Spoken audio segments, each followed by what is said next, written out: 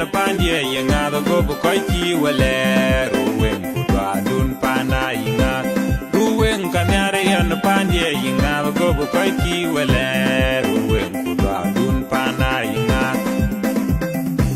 madwe kudwa lo yin ruwen weka mo salam aleikum pana paru daga loy straight to wing kanya pandye poleke koike ruwen kadeni koy ochi den ngong baingwen yelong bel bo koy piomiet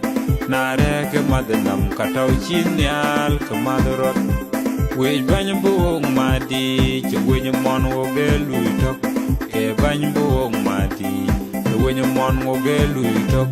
ka kumina tegrin yeyina kumade inas pialem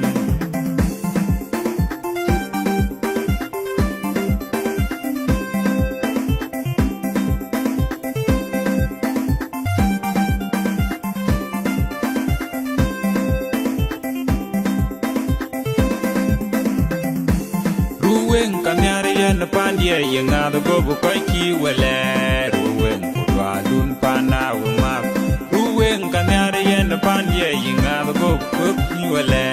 ruwen kudwa dun pana inga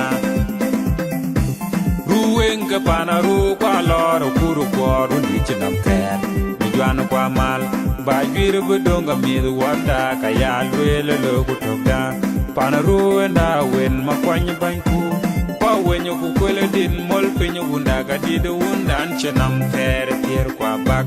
andi tiye rani no yabai ruwen walwela dong lo jano kwa wuna kwedo wunda akanyar pana ruwen de yu wota nye wunlin